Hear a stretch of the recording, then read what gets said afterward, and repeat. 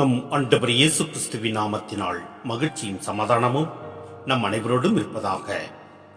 1 தீமோத்தேயு 6:14-19 முடிய. நம் ஆண்டவர் இயேசு கிறிஸ்து தோன்றும் வரையில் குறை சொல்லுக்கு இடம் தராமல் இந்த கட்டளையை அப்பழுக்கின்றி கடைபிடித்து வா. உரிய காலத்தில் பேரின்ப கடவுள் அவரை தோன்ற செய்வார்.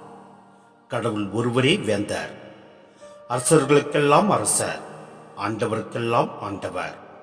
அவர் ஒருவரே சாவை அறியாதவர், அணுக முடியாத ஒளியில் வாழ்பவர்.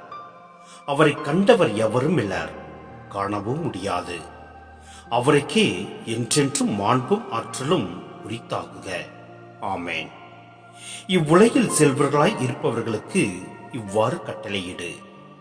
அவர்கள் மேட்டின்மை உணர்வு கொள்ளலாகாது. நிலையில்லா செல்வத்தில் நம்பிக்கை வைக்காமல் நம்முடைய இன்பத்திற்காகவே எல்லாவற்றையும் நிறைவாக அளிக்கும் கடவுளை மட்டுமே எதிர்நோக்கி இருக்க வேண்டும். அவர்கள் நல்லதை செய்து நற்செயல்கள் என்னும் செல்வத்தை சேர்ப்பார்களாக. தங்களுக்குள்ளதை தாராள மனதோடு பகிர்ந்து அளிப்பார்களாக. இவ்வாறு அவர்கள் தங்களது வருங்காலத்திற்கென்று நல்லதொரு அடித்தளமாக இச்செல்வத்தை சேமித்து வைப்பதால் உண்மையான வாழ்வை அடைய முடியும். சிந்தனை: விசுவாசிகளின் தொடக்க நிலை ஆர்வம் குறைய குறைய பண ஆசை வலுத்து விடுகிறது.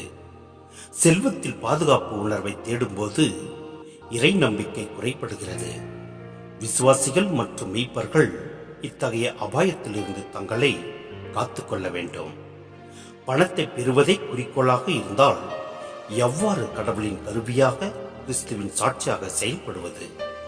எனவே உலகப் பிரமாண ஆசைகளை விடுத்து விண்ணக வாழ்வை நாடி தாட்சி உள்ளம் கொண்டு வாழ்வோம். எல்லாம் வல்ல இறைவன் நம்ம நிறைவாய் ஆசீர்வதிப்பார். ஆமேன்.